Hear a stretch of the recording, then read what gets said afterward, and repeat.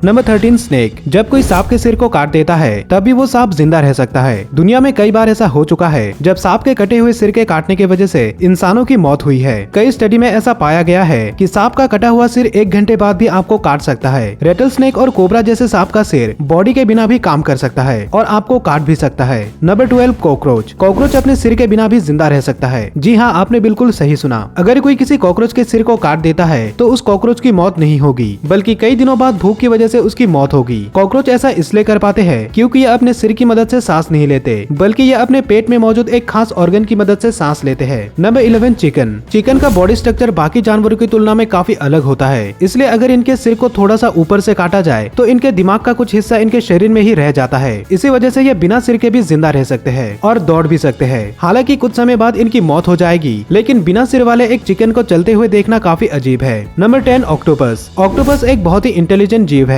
इनके टेंटेकल्स में करोड़ों की संख्या में न्यूरॉन्स होते हैं, जिस वजह से ये अलग अलग टेंटेकल से अलग अलग काम कर सकते हैं। अगर इनके किसी टेंटेकल को काट दिया जाए तब भी वो टेंटेकल एक्टिव रहता है और अपने सामने पड़े चीजों को पकड़ने की कोशिश करता है। ऑक्टोपस के मरने के बाद भी उसके टेंटेकल में हलचल देखने को मिलती है। Number 9 salamander. दिखने में साधारण सा लगने वाला ये जानवर अपनी बॉडी के किसी भी हिस्से को रिजेनरेट कर सकता है, यानी कि अगर इनकी बॉडी के किसी भी हिस्से को काट दिया जाए तो ये अपने उस कटे हुए हिस्से को फिर से उगा सकता है। इतना ही नहीं, फिर से उगने वाला बॉडी पार्ट पहले के मुकाबले ज्यादा हेल्दी भी होता है। इन जानवरों में एक खास तरह का प्रोटीन पाया जाता है जिसकी मदद से ये ऐसा कर पाते हैं। Number 8 flies. मक्खियाँ आसानी से नहीं मरते। ये ठंड में जमने के बाद भी जिंदा रह सकते हैं, और अगर आपको लगता है कि इनके सिर को काट देने के बाद इनकी मौत हो जाएगी तो आप गलत है। मक्खियाँ अपना सिर कटने के बाद भी कई दिनों तक जिंदा रह सकते हैं। ये बिना सिर के भी उड़ सकते हैं और इन्हें देखने से ऐसा लगता है जैसे कि इनके साथ कुछ हुआ ही नहीं है, क्योंकि मक्खियाँ सांस लेने के लिए अपने सिर का इस्तेमाल नहीं करते। Number 7 platform. प्लेटफॉर्म एक ऐसा जीव है जिसे आप काट कर नहीं मार सकते, क्योंकि ये रिजेनरेट करने में मास्टर होते हैं। अगर आप इन्हें बीच से काट देते हैं तो इनके दोनों कटे हुए टुकड़े अपने बाकी के हिस्से को फिर से उगा लेंगे और ये 2 अलग अलग प्लेटफॉर्म में बदल जाएंगे।